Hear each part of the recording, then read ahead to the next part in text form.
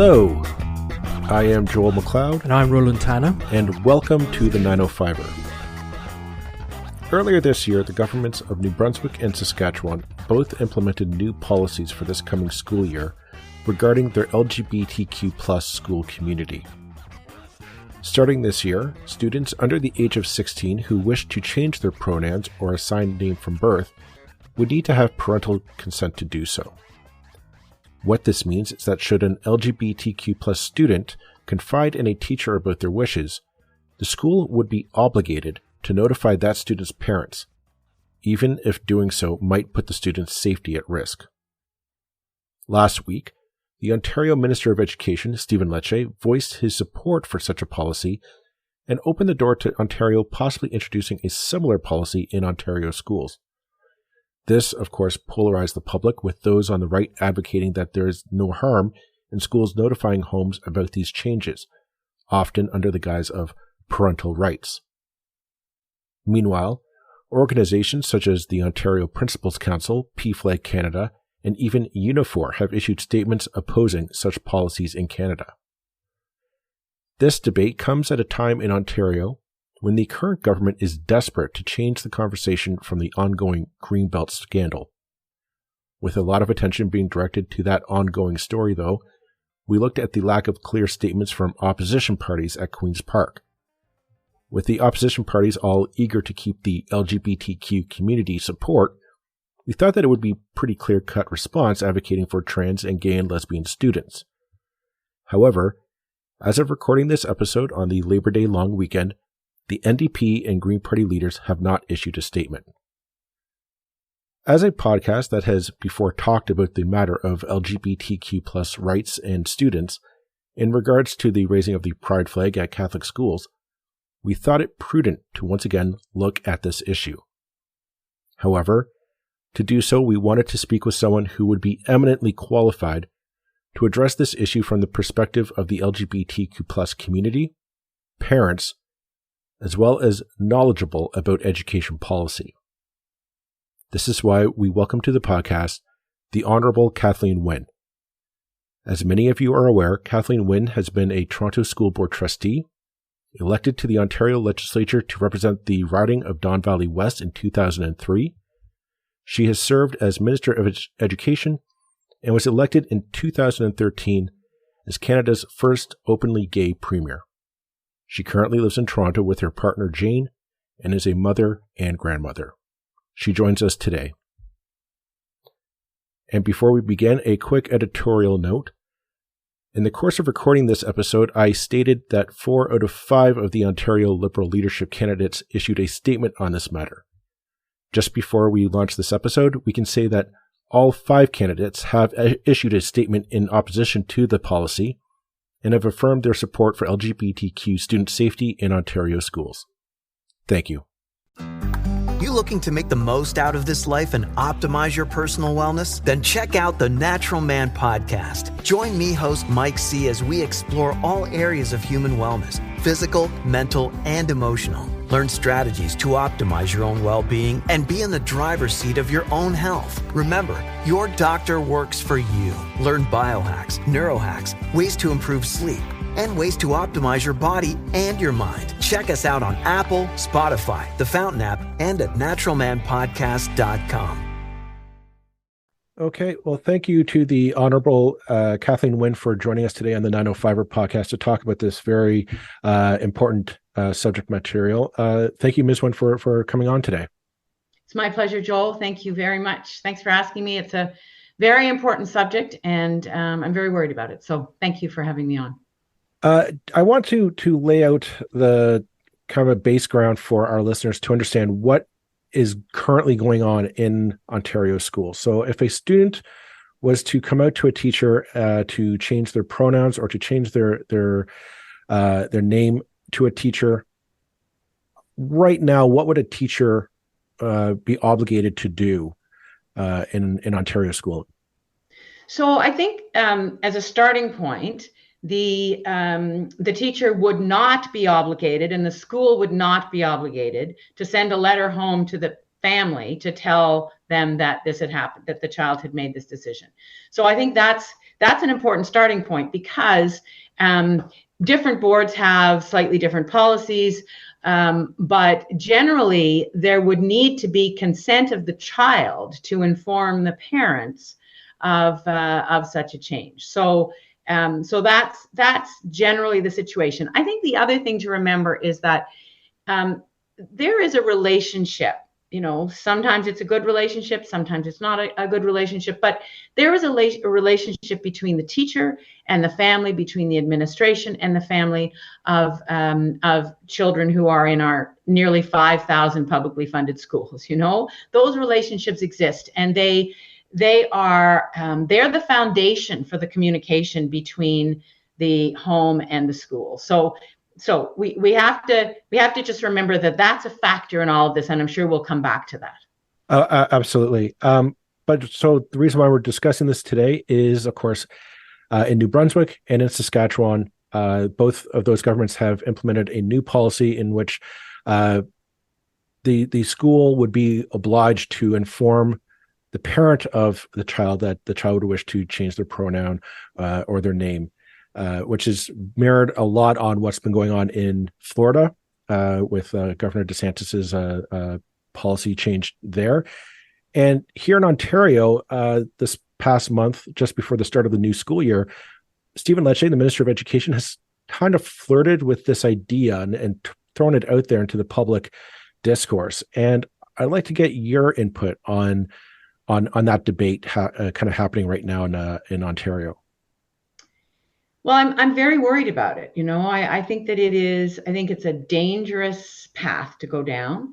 I think that the years that we have spent in education, and I started my career in education. That's what got me involved in politics in the first place, teaching adults, and then as a parent activist and working in schools, actually, doing conflict mediation and conflict resolution with kids and with staff. So I've spent an enormous amount of time in schools. And what I know is that for the last 50 years, we've been trying to create safe places for kids and for staff in schools. That has been the objective, is to make schools safe for all the children who come through the door.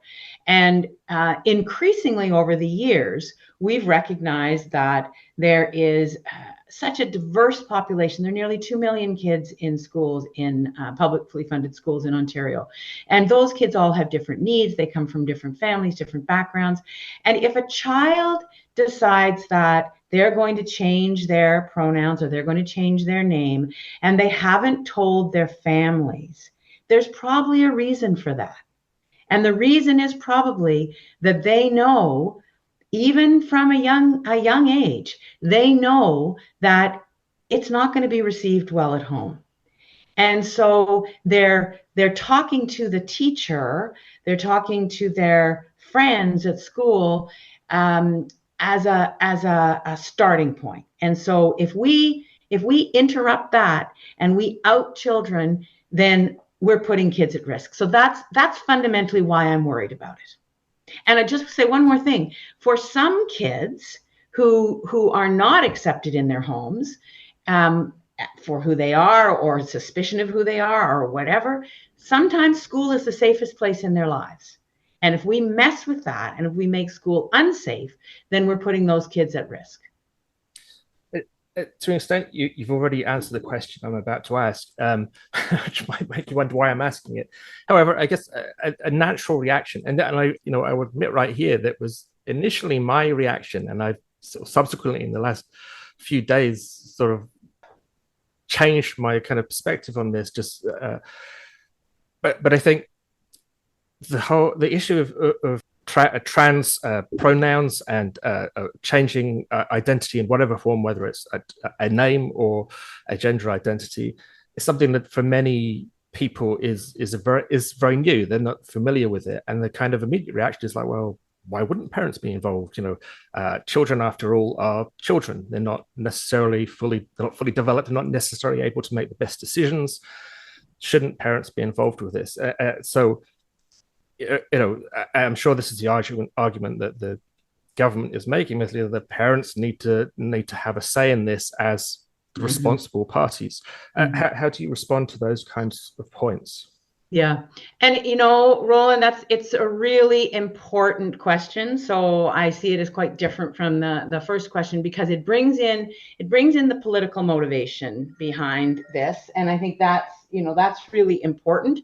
And so, so let me just start here that, of course, parents want to know everything about their children. I want to know everything about my grown-up children. I want to know everything about my grandchildren, The fact is that we don't get to know everything about our children and our grandchildren. The fact is that they have private lives, and they have private lives from a very early age. I've talked to a number of people from the LGBTQ plus community over the last couple of weeks because of this issue. And I hear story after story about, I was 6 years old and I knew that I felt differently towards girls or boys. And I didn't want to tell my mom or my dad because I knew they wouldn't like it. I had a woman, a lesbian, say to me that her gay brother knew when he was 3 that he didn't fit somehow. And people have to be allowed to articulate that to their families when they are ready.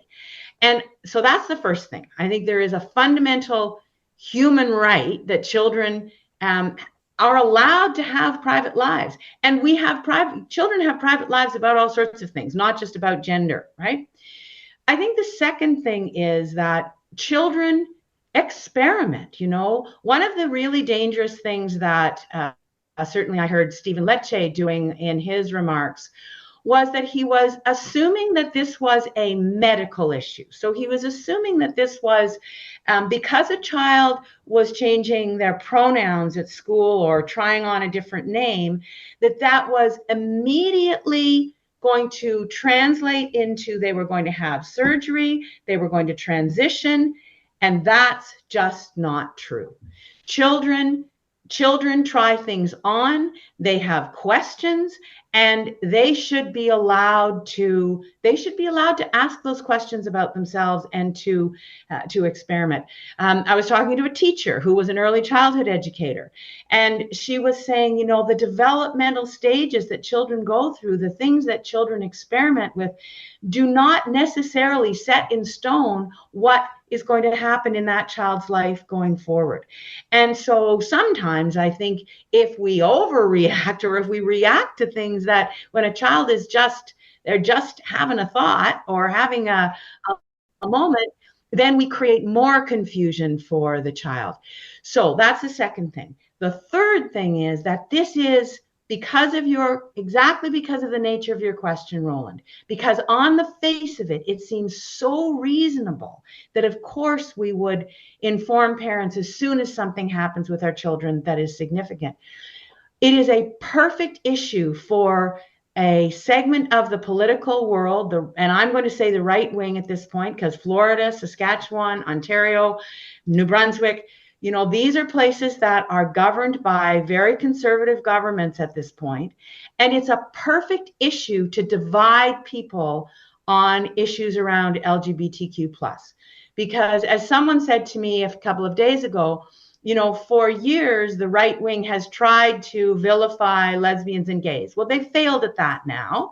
But now the trans discussion is another opportunity for them, and protecting children is a perfect cover for that kind of dog whistle politics. So I think that for all those reasons, your question is very, very important.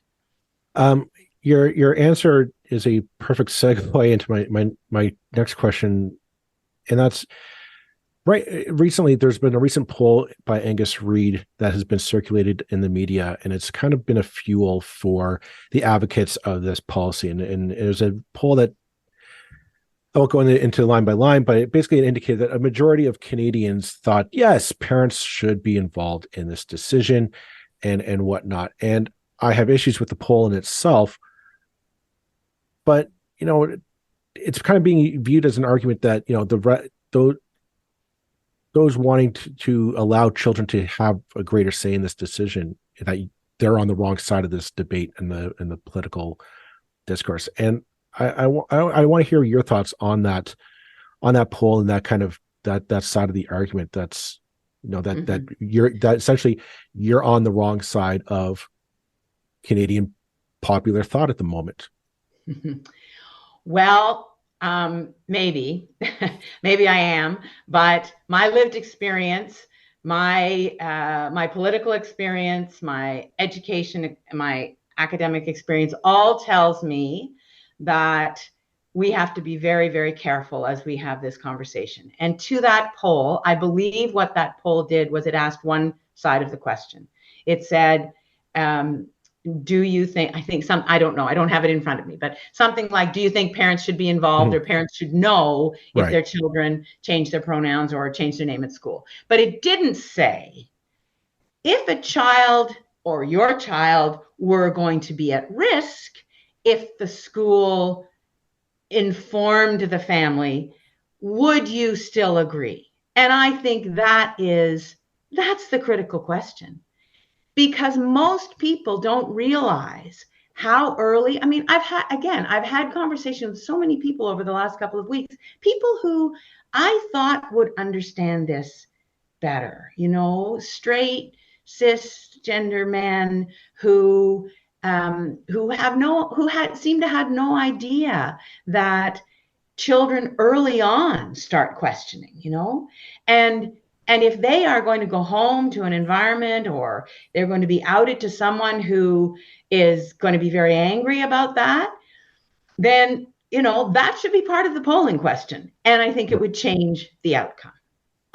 On that note, I kind of want to get a bit into the practical aspects of this debate, and because I think you're right that question was not asked. I think that's the telling question of where do people stand on that question.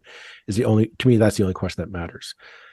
But let's talk about practicalities. So let's say Ontario pushes through with this policy and does implement this policy going forward. As I see it, it creates a bit of a paradox, and you can correct me if I'm wrong. But if a student comes out to a teacher and says, I wish to change my pronoun, my name, and that teacher says, well, now I'm obligated to notify your parents at home. And that teacher knowingly said, even if they don't know, but they notify the teachers. The next week, that same child shows up with bruises, injuries on their body from home. Under Ontario policy, the teacher has a duty to report the signs of abuse to Children's Aid and what have you. Doesn't this create a bit of a paradox? Like, this entire thing is about children's safety. Like the overarching umbrella is the safety of the child. I think is paramount that we all want our children to be safe. And so that strikes a paradox of the child comes out to the teacher because they say, I want to feel safe at school. So this is what I think I need to go through. And it triggers ultimately Children's Aid coming and saying, "Oh, now we're going to pull you out of the home, or we're going to investigate." It's so messy, and well, it's so dangerous. And I want to come back to that situation where the teacher really gets caught in the middle there. Well, exactly, yes, yeah, totally caught in the middle. But remember that if we look at the statistics around homeless kids on the street, there's a high percentage of those kids who have been kicked out of their homes because they're LGBTQ plus, or their parents suspect they're LGBTQ plus, or that continuum. So the Toronto District School Board the Toronto Board of Education created a program called the Triangle Program in the City of Toronto, where there are 25 years of experience of kids who didn't feel safe in their community, didn't feel safe even in their homes necessarily, and needed a place to be so that they could continue to learn. And so the Triangle Program has been that place. So that's what I mean about the last 50 years. We've been creating supports for kids who are living in just those situations. So go back to the child who informs the teacher's obligated. So I hope what's going to happen, Joel, is if the Minister of Education and this government goes through with this policy, I hope that there's going to be a very strong pushback from people who are in classrooms, from teachers, from support staff, from administrators, from school boards. I hope that they are going to push back very, very hard and strong against that policy, even before it is implemented. And certainly, I'm going to be working with people in the community to make sure that there's support for those elected officials to push back, because I think that once such a policy is in place, then it does place the teacher in a terrible situation. Now, there will be good teachers who will find a way to support the child and follow the rules. Maybe there'll be a time lag, whatever, I don't know. But why would we put teachers in that position? Why would we not support teachers to be able to hear what a child is saying, to be able to give them the supports, and to help them to be able to talk to their families when they're ready, because that's the kind of support that a child in that situation needs. Or maybe not talk to them while they're in school. Maybe it's after they've left. My son, so I came out when I was 37. My son was in grade, 4 or 5. He knew that he was gay, and he didn't come out to us until he was 21. That's when he was ready, and there were all sorts of reasons for that. It wasn't because he wouldn't have been accepted at home. Obviously, there were other things going on in his life. But, I think we just can't assume that a child is ready just because they make this one change in their life. So that is what I hope happens if such a policy comes in, because if not, if it actually is implemented, then teachers, support staff, administrators are going to be in a very, very difficult position.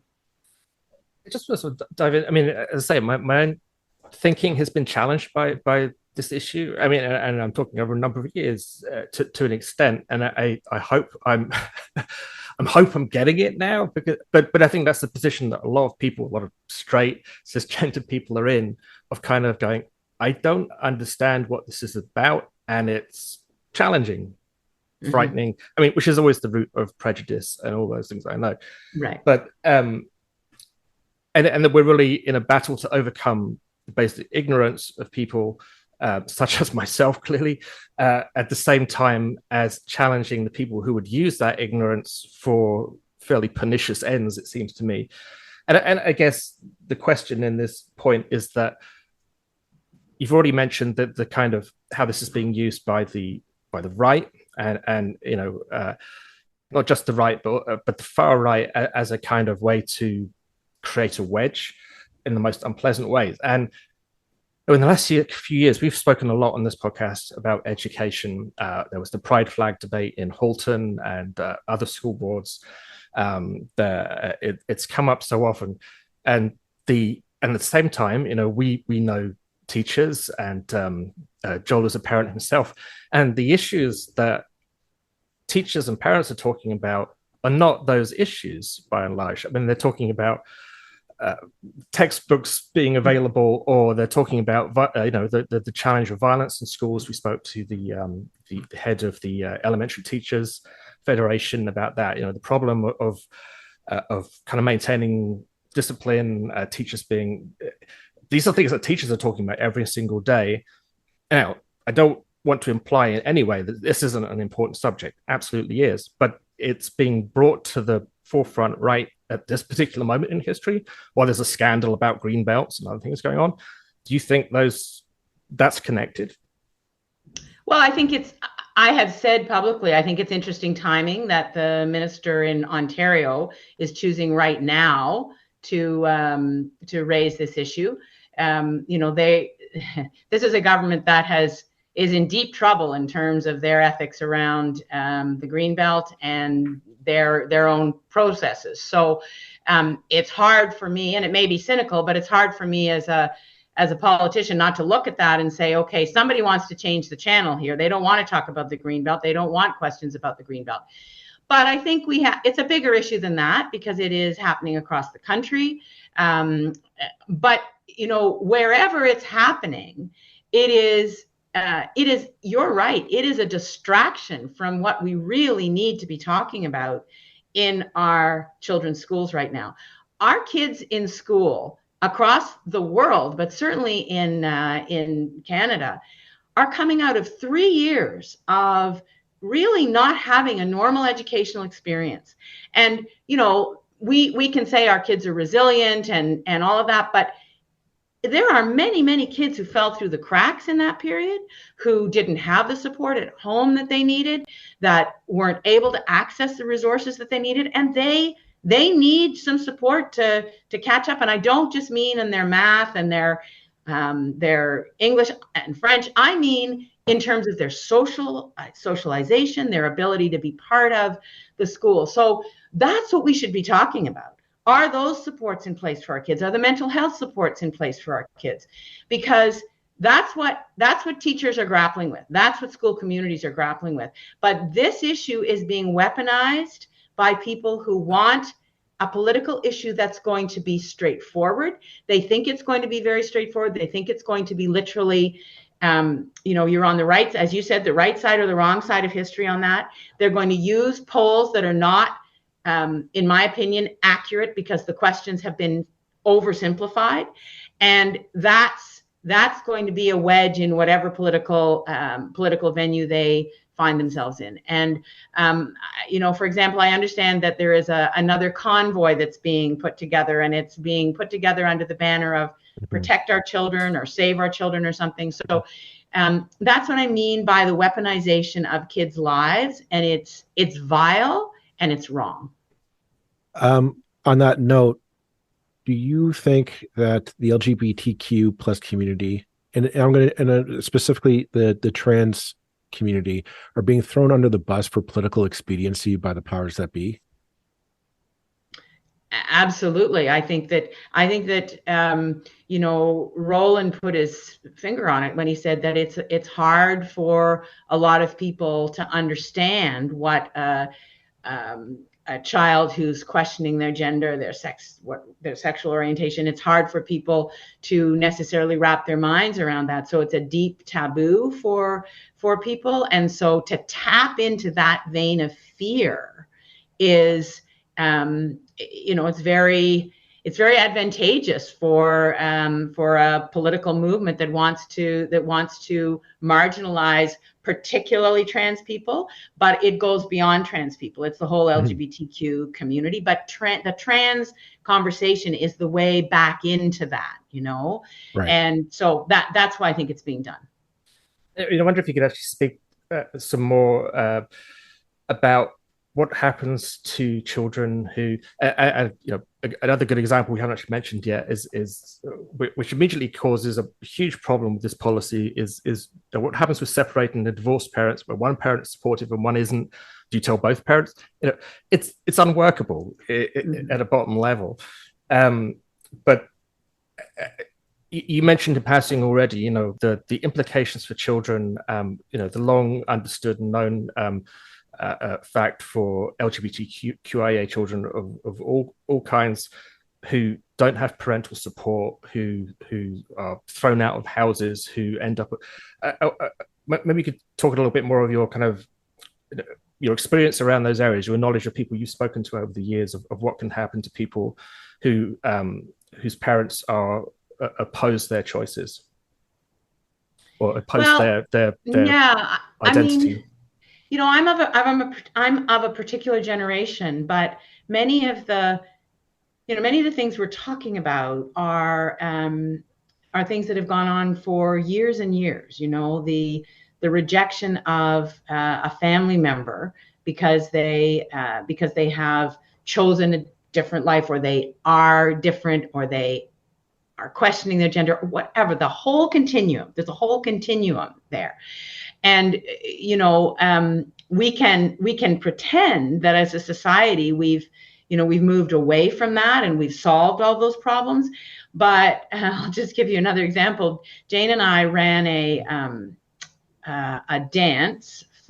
fundraising dance for years, about 10 years. And it was to raise money for the lesbian, gay, bi youth line. So the hotline, safety line for distress line for kids particularly. And to that dance would come people from 20 to 80, and many of the women, it was called Mad for Dancing, middle-aged dykes for dancing, and many of the older women who would come, they would drive in, they'd drive 3 or 4 hours to Toronto, come to this dance. They were completely closeted in their lives. They didn't go home for Christmas to their families or to high days and holidays. They lived separate lives. They had separate lives. So that's one thing that can happen if we force families to confront these issues before a child is ready, before there's been the groundwork done. We can force children onto the street. So places like Covenant House, they receive many children. I don't know what the percentage is, but it's a very high percentage of the kids who end up on their doorfront and youth shelters are kids who have been kicked out of home or who have run away. It's not always kicked out of home. It's that they're fearful and they've run away from their home and their community because of LGBTQ plus bullying or discrimination. So that can set a child on a path of pain and anguish for their lives. I mean, a young person choosing to use a different pronoun when they're in later elementary or high school is not nearly as dangerous as living on the streets of Toronto by themselves, right? And I was just thinking back as well to the It Gets Better campaign, which I believe was initially triggered by someone committing suicide because their family disowned them, or I can't remember the details specifically, but and the number of gay, lesbian, trans children who and youth who were killing themselves regularly because of absolutely that kind of thing. 4 or 5 times the rate of kids who are not LGBTQ plus are questioning. So, yeah, I mean that whole mental health break that can happen if kids don't get the support that they need. It can lead to suicidal ideation. It can lead to all manner of problems that kids will have in their lives for the rest of their lives.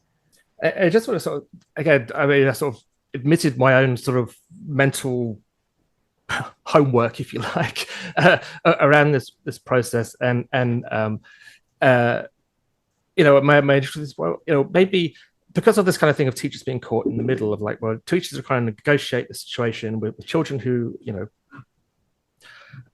maybe difficult children, and it's seriously, you're going to ask the teacher to go along with whatever. Can't we just say, wait until you're 16? When you're an adult, you can do what you like, call yourself what you like, do what you like.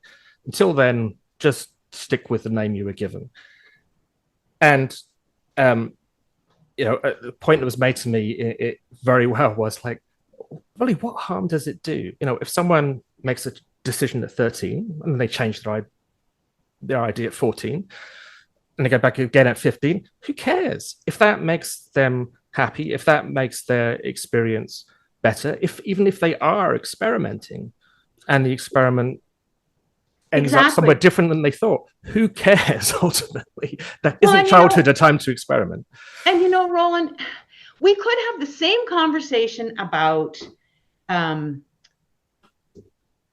child who, a little boy who decides to wear a tutu to school, or a little girl who, in my generation, who didn't want to wear dresses because we weren't allowed not to wear dresses, And I had a friend, she's not with us any longer, but she was born in 1938. And, she would tell the story of sitting on the floor of her mother's kitchen with the Eaton catalog at the time. And she'd be looking at overalls, little boys' overalls. And she was 3 or 4. And she'd say to her mom, "Those are my clothes. Those are the clothes that I should be wearing." I mean, it is very emotional for me because it's exactly what you said. Who cares? Why can that child not wear overalls? What earthly difference does it make? And what earthly difference does it make if a little boy for a couple of years decides he's going to wear tutus or pink or whatever?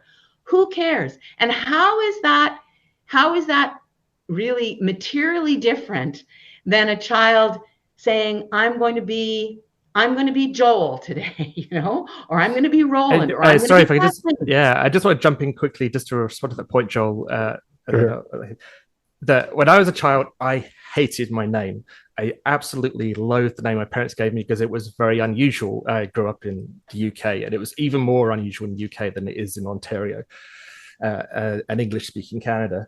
And I got bullied because of it, because everybody else was called Gary or Darren or Dave or Phil, and I was called Roland, and it was a posh name, and I despised it. And I would have done anything to change it if I could. In fact, I did try to change it, and everybody said, "Oh, shut up, Roland. You're not called John. You're called Roland."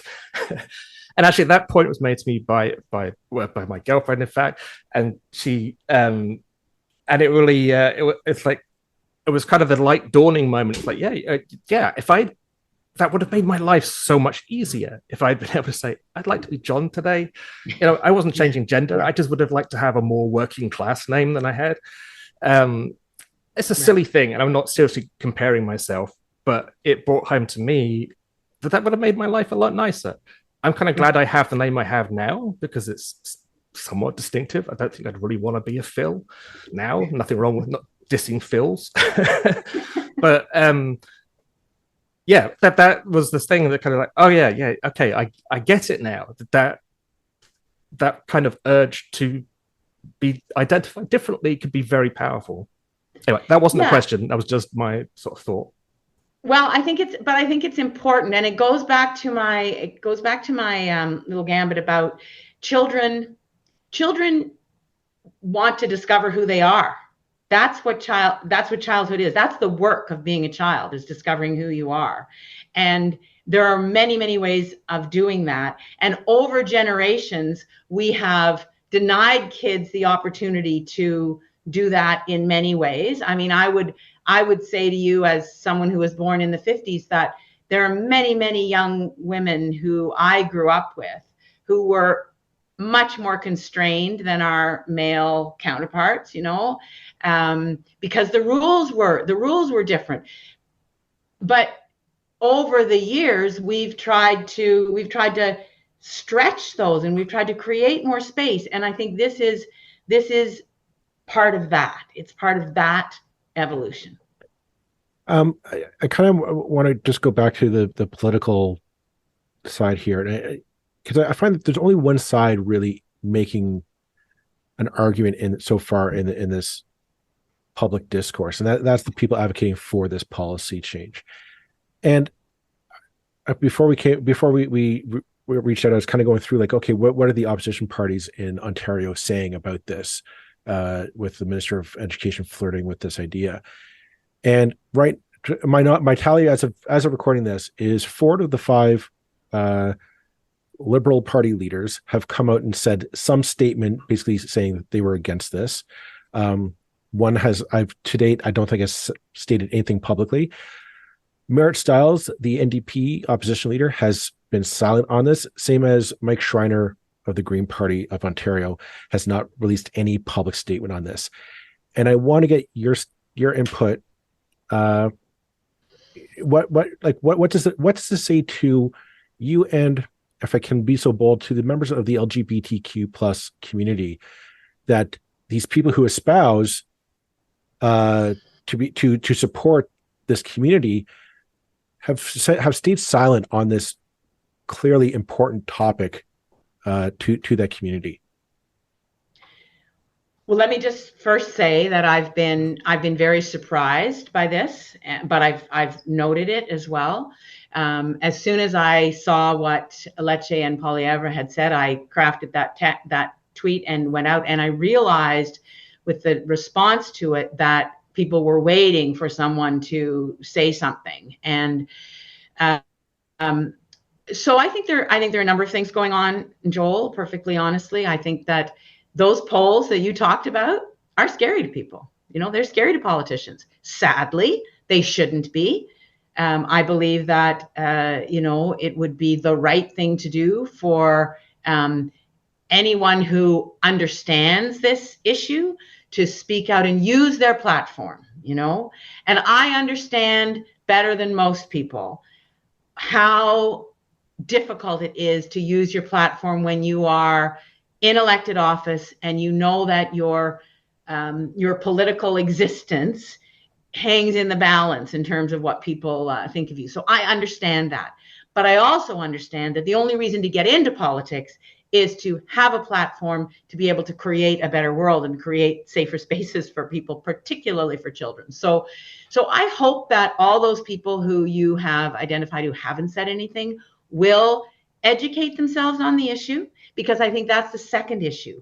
The second reason that people may not have spoken out is that they just haven't figured it out, or they haven't got people around them who are able to say, this is what's really going on here. This is the challenge, and this is why kids are at risk. And I understand that it's a challenging issue, and not everybody has all the information that they need. And I'm the first to admit that we need to continue to educate ourselves. But we need to listen to trans people, we need to listen to children, and we need to listen to the educators who understand what is going on in schools. So let's hope that over the next few days, weeks, that happens, and people who want to be allies understand how they need to be.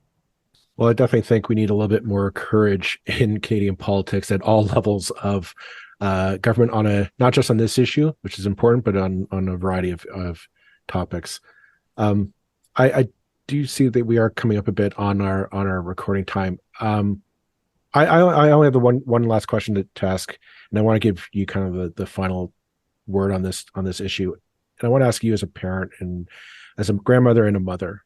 There are parents out there, as we've kind of touched upon in this dialogue today, that I want to honestly say that they do care about their child, and they are concerned. They want us to love and they want to support their child if they do come out in whatever capacity that they do. They want to be there for them. They want to nurture and be the parent that child needs. And I wonder if maybe you could just tell them what should they know? What should they be thinking? What should they be doing? And what, maybe be a little bit less afraid of what's going on. Yeah. So let me just say my starting point, Joel, in any assumption about relationship between a child and a parent is that the parent loves the child. I think that I just think that's a truth, and doesn't matter what your political perspective is, doesn't matter what your background is. You love your children, and you may express that in different ways, and you may have your own challenges, but you love your child. And in even parents who are really angry or upset about this, they're upset because they're fearful for their child, as you have said. So I encourage parents to do some reading. I encourage them to read some of the research that an organization like EGAL has done. I encourage them to listen to the voices of other parents. The Parents and Friends of Lesbians and Gays is a wonderful organization that does education, that works to create space for parents who are questioning and who don't understand what's going on with their families. So I encourage parents to reach out to that group. They are all across the country, and they are very warm and very welcoming and non-judgmental. This is not about judging each other. This is about not judging each other, and it's about helping each other to get the information that they need. So that's, I think, the most important thing that we can do. And then I think on a broader kind of stage, we need to find ways for people who have lived experience to tell their stories, and to, kids who may have use different pronouns when they were little and then didn't transition. Kids who did transition, why? What was all that about? I mean, there is such a lack of information and fearfulness about asking that I think, we need to be way more intentional as a society about getting that information out to people so that they can feel less fearful. So that's what I would say. And I think, what I had gotten to before this most recent kind of regression that I think we're in right now, what I had gotten to was that there are very few people in Ontario or in Canada who don't know somebody who's gay, who don't know somebody from the LGBTQ plus community. And I really believe that the more people can ask questions and can demonstrate that they want to understand, the better off we're going to be. I'll leave it at that then. Thank you very much, the Honorable Kathleen Wynne, for taking the time to talk about this very important issue that's going on in our schools. Thank you very much. Take care and all the best. Thank you so much for having me, both of you, Joel and Roland. Take care.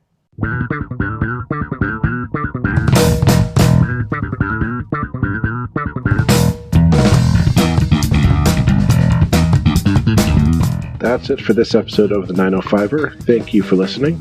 As always, you can send us your feedback, thoughts, and concerns or ideas for future episodes to our email, info@905er.ca. We'd love to hear from you. You can help us keep the 905er going by financially supporting us through Patreon as well as PayPal. Visit us at 905er.ca and click on the support tab. As well, links are in the show notes for your convenience. Lastly, you can find us on social media. Search for _905er on Facebook, Twitter, Instagram, and LinkedIn. So long for now. See you next time.